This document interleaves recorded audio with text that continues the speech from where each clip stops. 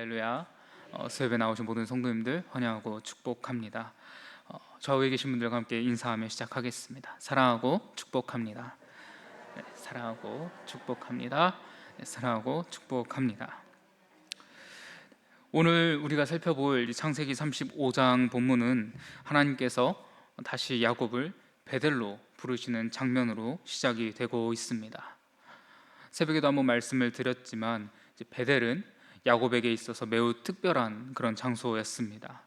야곱이 아무것도 가진 것이 없이 또 형 에서를 피해서 혈혈단신으로 도망칠 때 외롭고 두려운 광야에서 하나님께서 그에게 처음으로 나타나셔서 그를 만나 주셨던 곳입니다. 그때 하나님은 야곱에게 이렇게 약속을 하셨습니다. 창세기 28장 15절에 보시면 내가 너와 함께 있어 내가 어디로 가든지 너를 지키며 너를 이끌어 이 땅으로 돌아오게 할지라 내가 내게 허락한 것을 다 이루기까지 너를 떠나지 아니하리라 하신지라. 이 말씀을 듣고 야곱은 그 자리에서 하나님께 서원을 했습니다. 28장 20절에서 22절 말씀인데요, 야곱이 서원하여 이르되 하나님이 나와 함께 계셔서 내가 가는 이 길에서 나를 지키고 먹을 떡과 입을 옷을 주시어 내가 평안히 아버지 집으로 돌아가게 하시오면 여호와께서 나의 하나님이 되실 것이요 내가 기둥으로 세운 이 돌이 하나님의 집이 될 것이요 하나님께서 내게 주신 모든 것에서 10분의 1을 내가 반드시 하나님께 드리겠나이다 하였더라. 이렇게 서원한 때로부터 이제 20년이 넘는 세월이 흘렀습니다. 야곱은 바단 아람에서 가정도 이루었고 또 이제 거부가 되어서 가나안으로 돌아오게 되었습니다. 또 그가 굉장히 깊이 고민하고 또 괴로워했던 형 에서와의 문제도 잘 매듭이 지어졌습니다. 극적으로 화해를 이루었죠.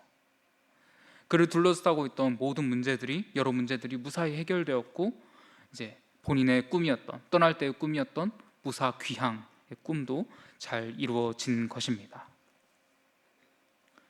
이제 야곱에게는 해야 할 일이 한 가지 남았습니다. 서원했던 대로 베델로 올라가서 하나님께 예배 드리는 것이죠. 그런데 그는 베델로 가지 않습니다. 오늘 본문에 보시면 세겜이라고 하는 이 가나안 원주민들의 도시에 장막을 치고 주저앉아 버립니다. 문제는 거기서 그가 평화롭게 살았다라고 끝난 것이 아닙니다.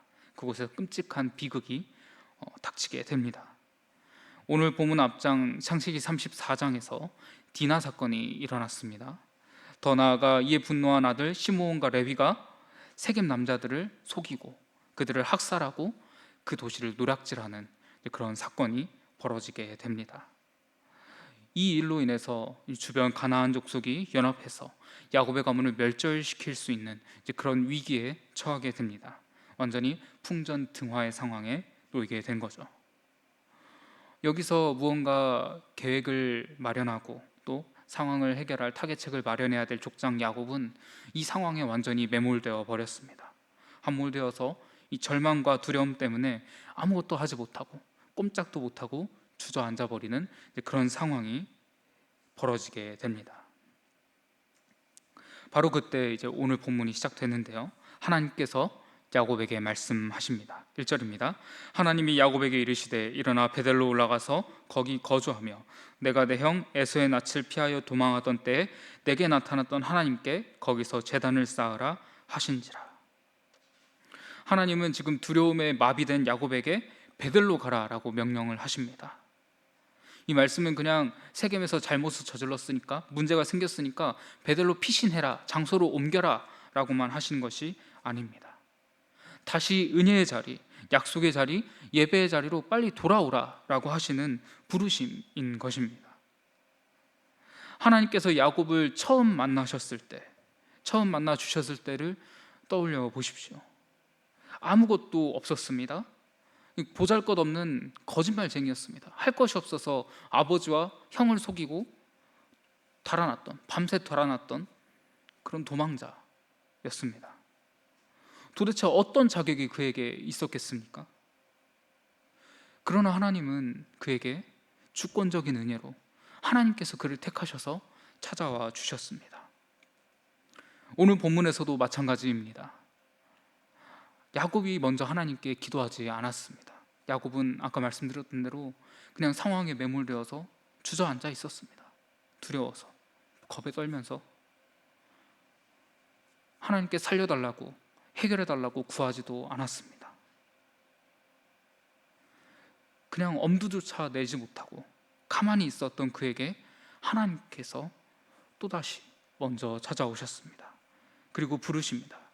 처음 나를 만났던 그 자리로 돌아와라. 거기서 다시 시작하자. 이것이 하나님의 방식입니다.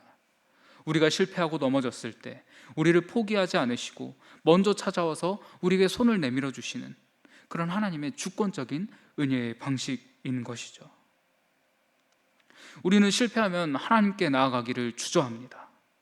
죄를 지으면 기도가 부담스럽고 예배가 무겁고 또 말씀 앞에 서기가 두렵습니다. 그러나 우리는 기억해야 합니다.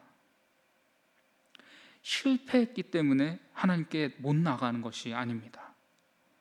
오히려 실패했기 때문에 내 힘으로는 도저히 일어설 수가 없기 때문에 우리는 더더욱 하나님의 은혜, 십자가의 은혜를 붙들고 하나님께로 돌아가야 하는 것입니다.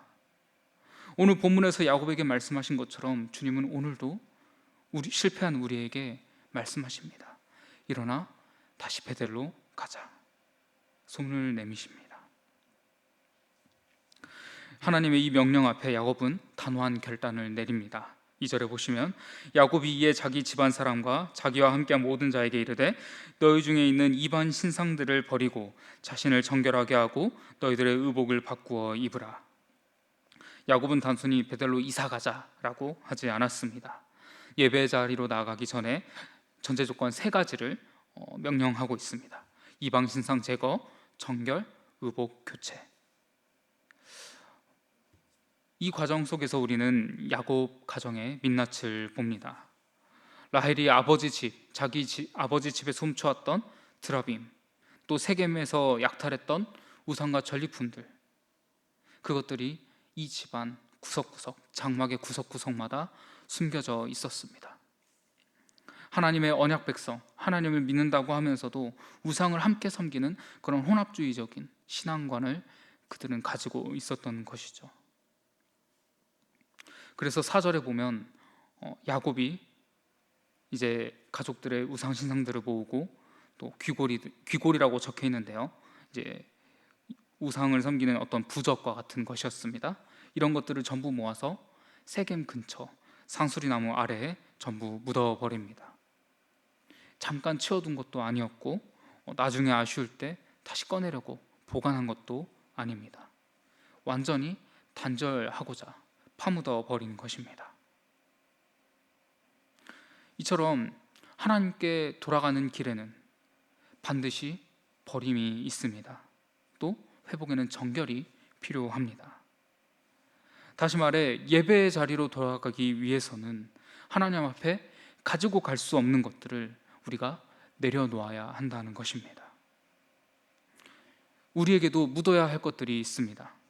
하나님보다 더 의지하는 것, 하나님보다 더 두려워하는 것, 하나님보다 더 사랑하는 것, 하나님보다 더 붙들고 있는 것. 돈일 수 있고요, 어떤 사람의 인정일 수도 있고요, 우리의 자녀일 수도 있고요, 어떤 내가 맡은 사역일 수도 있고요, 내 계획일 수 있고요, 내 자존감일 수도 있습니다. 혹은 불안해서 내가 지금 붙들고 있는 어떠한 나만의 안전장치일 수도 있습니다. 그러나 그 어떤 것도 하나님보다 앞선다면 그것은 분명히 우상입니다. 하나님께 돌아가면서 하나님이 아닌 것을 계속 품고 하나님보다 앞세워두고 우리가 갈 수는 없는 것입니다. 그래서 내 안에 숨겨진 우상들을 십자가 아래 온전히 묻어버리는 그런 은혜가 우리에게 있기를 소망합니다. 본문으로 돌아가서 이제 우상을 다 묻은 야곱과 이제 그의 가족들이 베델로 출발을 합니다. 5절에 보시면 그들이 떠났으나 하나님이 그 사면 고울들로 크게 두려워하게 하셨으므로 야곱의 아들들을 추격하는 자가 없었더라. 야곱이 가장 두려워했던 것은 앞에 34장 30절에서 나오듯이 주변 가나안 족속들의 보복이었습니다. 모여서 그들의 가족들을 멸절하려고, 완전히 없애려고 공격하는 것이었죠. 그리고 이것은 충분히 가능한 시나리오였기 때문에 훨씬 더 위협적이었습니다. 그런데 야곱이 하나님의 명령에 순종해서 우상을 버리고 나아가자 전능하신 하나님께서 그들의 방패가 되어주셨습니다. 내 힘으로 안전을 지키려고 할 때는 위기가 찾아왔습니다. 아들들을 보십시오. 자신들의 누이가 맞이한 그 상황 앞에서 자신들의 힘으로 안전을 도모하려고 했을 때는 어땠습니까? 더 큰 위기가 찾아왔습니다. 그러나 우상을 버리고 하나님을 의지할 때, 하나님께 온전히 맡겨드릴 때 완벽한 평안과 보호가 그들의 가정 모두에게 임한 것입니다. 이제 무사히 베델에 도착한 야곱은 제단을 쌓고 그곳을 엘 베델이라고 부릅니다. 6절과 7절에 보시면 야곱과 그와 함께한 모든 사람이 가나안 땅 루스 곧 베델에 이르고 그가 거기서 제단을 쌓고 그곳을 엘 베델이라 불렀으니 이는 그의 형의 낯을 피할 때에 하나님이 거기서 그에게 나타나셨음이더라. 엘 베델은 베델의 하나님이라는 뜻입니다. 야곱에게 예전에는 그저 장소, 그 베델 하나님을 만났던 그 장소가 중요했습니다. 하지만 뼈저린 실패 또 회개의 과정을 통과하며 야곱은 이제 장소가 아니라 그곳에서 자신을 만나주신 하나님께만 집중하게 된 겁니다. 하나님만을 바라보게 된 것이죠.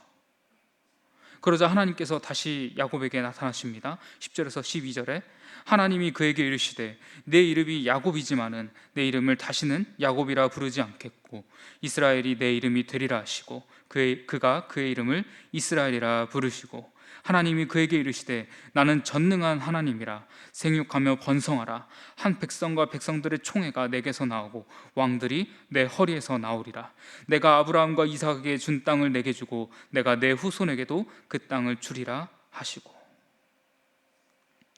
야곱의 자식들은 살인마가 되었습니다. 또 야곱은 실패한 아버지였습니다. 그렇지만 하나님은 그들을 버리지 않으셨습니다. 다시 한번 이스라엘, 하나님과 겨루어 이김, 하나님이 다스리심이라는 이름을 확증해 주셨고 아브라함에게 하셨던 언약을 다시 야곱에게 갱신해 주십니다. 당신이 하나님께서 바로 엘샤다이 전능하신 하나님이심을 선포하시며 야곱의 연약함에도 불구하고 그 불신앙에도 불구하고 당신의 주권적인 능력으로 이 언약을 기필코 완성하시겠다라고 약속하신 것입니다. 여기까지만 보면 이제 거룩하고 성스러운 어떤 해피엔딩으로 끝나야 될 것 같지만, 마무리되어야 될 것 같지만 오늘 본문, 원래 본문이 22절까지 내용을 쭉 살펴보시면 그렇지 않습니다. 여전히 죄악과 죽음이 함께 하게 됩니다. 이제 중간에 건너뛰고 살펴보지 않았던 8절을 보십시오. 리브가의 유모 드보라가 죽음에 그를 베델 아래에 있는 상수리 나무 밑에 장사하고 그 나무 이름을 알론 바굿이라 불렀더라. 야곱의 어머니 리브가의 유모인 드보라가 죽었습니다. 그녀의 죽음에 슬퍼하며 장사한 그곳을 알론 바굿, 통곡의 상수리 나무라고 이름 지었습니다. 또 16절에서 20절을 보십시오. 거기서는 야곱이 가장 사랑했던 아내 라헬이 막내 아들을 낳다가 죽음을 맞이하게 됩니다. 라헬이 죽어가며 그의 아들의 이름을 베노니, 내 슬픔의 아들이라고 짓습니다. 그러나 야곱은 그 눈물을 삼키면서 그 아들의 이름을 바꿉니다. 18절 하반절이죠.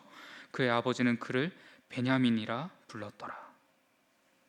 베냐민은 내 오른손의 아들, 즉 능력과 영광의 아들이라는 뜻입니다.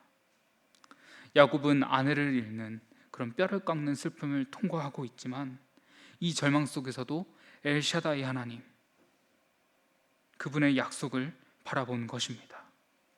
인생의 비극, 베노니조차 하나님의 섭리 안에서는 소망, 베냐민의 씨앗이 됨을 믿음으로 선포한 것이죠. 그러나 그럼에도 불구하고 야곱이 맞이하는 비극은 여기서 끝이 아닙니다. 22절을 보실까요? 이스라엘이 그 땅에 거주할 때에 르우벤이 가서 그 아버지의 첩 비라와 동침하며 이스라엘이 이를 들었더라. 야곱의 아들은 열둘이라. 장남 르우벤이 야곱의 첩 비라와 동침하는 그런 근친상간의 폐륜을 저지릅니다. 고대 근동에서 아버지의 후궁이나 첩과 동침하는 행위는 아버지의 권위와 왕권을 자신에게로 돌리고 자신이 주장하는 행위와 같았습니다. 즉 이 범죄는 단순히 성적인 범죄를 넘어서는 겁니다. 아버지의 권위와 가장과 족장으로서의 권위와 또 가정의 질서, 그 무리의 질서를 짓밟는 그런 범죄인 것이죠. 르우벤 개인으로 봐도 마찬가지입니다. 그는 장자였습니다. 가정을 지키고 이 가문을 이어받을 장자, 질서를 지켜야 하는 사람인데 오히려 가정을 더럽히고 질서를 무너뜨렸습니다. 본문은 매우 짧고 무겁게 말합니다. 이스라엘이 이를 들었더라. 그러나 즉각적인 해결이나 대화는 이어지지 않습니다. 그렇다고 해서 이 죄가 사라진 것은 아닙니다. 나중에 창세기 49장에 가면 야곱은 르우벤을 향해 이 일을 다시 언급합니다. 그에게 장자의 탁월함을 잇는 이유라고 설명을 하게 되죠. 그럼에도 불구하고 22절 마지막은 이렇게 기록하고 있습니다. 야곱의 아들은 열둘이라. 심각한 죄로 인해서 가정은 상처 입었습니다. 죄의 문제는 여전히 해결되지 않고 계속해서 나타나고 있습니다. 그러나 하나님은 이 야곱의 가정, 그 가정의 12아들들을 통해서 이스라엘 역사를 이어가십니다. 죄를 덮고 그냥 눈 감아 주신 것이 아닙니다. 무시하신 것도 아니고 이렇게 덮고 지나간 것도 은혜가 아닙니다. 분명 하나님은 죄로 드러내시고 그 책임을 물으십니다. 그런데 그럼에도 불구하고 언약을 여전히 붙들어 주시는 것이 바로 하나님의 주권적인 은혜입니다. 우리도 마찬가지입니다. 우리가 예배를 드린다고 해서, 말씀을 듣는다고 해서 죄가 저절로 사라지지 않습니다. 내 안에 옛사람이 저절로 죽어지지 않습니다. 하나님이 용서하시겠지라고 죄를 방치하면 안 된다라는 것입니다. 우리는 은혜를 핑계로 죄를 가벼이 여겨서는 안 된다라는 것입니다. 우리에게 주신 하나님이 나를 버리지 않으신다라는 확신은 우리에게 죄를 더 방만하게 지으며 살라라는 표지가 아니라 죄를 더 깊이 회개하라라는 하나님의 부르심임을 우리는 기억해야 합니다. 말씀을 정리하겠습니다. 하나님은 세겜에 주저앉은 야곱을 찾아와서 베델로 부르셨습니다. 야곱은 그 부르심에 순종하며 회개하며 베델로 돌아갔지만 죄의 문제와 고통과 또 슬픔의 문제는 여전히 그의 삶 속에서 해결되지 않고 계속해서 나타났습니다. 마찬가지입니다. 우리는 은혜를 받았습니다. 하나님께 갚을 수 없는, 감히 우리가 형언할 수 없는 큰 은혜를 받았습니다. 그러나 당장 우리의 모든 문제가, 우리 삶의 모든 문제가 해결되고 우리가 꽃길만 걸어가는 것이 아닙니다. 성경은 우리에게 분명히 말씀합니다. 결코 기독교를 믿으면, 이 신앙을 가지면, 교회를 다니면 만사형통한다 라는 그런 거짓된 영광의 신앙을 분명히 말하지 않습니다. 신앙생활은, 우리의 이 삶은 우상을 묻고 베델로 다시 올라가서 눈물을 흘리면서도 죄로 인해, 사건 사고로 인해, 또 여러 가지 찾아오는 삶의 문제들로 인해서 고통 중에 여전히 신음하면서도 그 눈물과 고통 너머에 계시는 하나님의 신실하신 약속을 붙들고 십자가의 길을 묵묵하게 걸어가는 것입니다. 내 삶에 배논이, 슬픔의 사건이 터질지라도 회개했으나 여전히 죄 가운데서 신음하며 고통 중에 씨름하면서 살아가는 내 모습을 보면서 막막하고 힘들지라도 나를 포기하지 않고 붙드시는 그 전능하신 하나님, 은혜의 하나님, 그 하나님을 신뢰하며 베냐민 소망을 고백하며 또다시 베델로 나아가는 것이 바로 참된 성도의 삶입니다. 사랑하는 성도 여러분, 하나님은 오늘 우리에게도 말씀하십니다. 베델로 올라가라. 내가 의지하고 붙잡던 우상들을 다 십자가 아래 묻어버리십시오. 죄악으로 얼룩진 우리의 모든 인격을, 우리의 모든 삶의 부분을 예수 그리스도의 보혈로 씻음을 받고 정결함을 받으십시오. 하나님께로 회복시키시기 위하여서 대속의 죽음을 이루신 예수 그리스도의 의로 옷 입으십시오. 그리하여서 엘베델 참된 예배의 자리로 나아가십시오. 내 삶의 눈물과 고통, 죄의 문제가 여전히 있을지라도 우리를 끝까지 포기하지 않으시고 십자가의 은혜로 빚어가시는 엘샤다이, 전능하신 하나님을 찬양하며 믿음의 승리를 거두는 그런 모든 성도님들 되시기를 주님의 이름으로 축원합니다.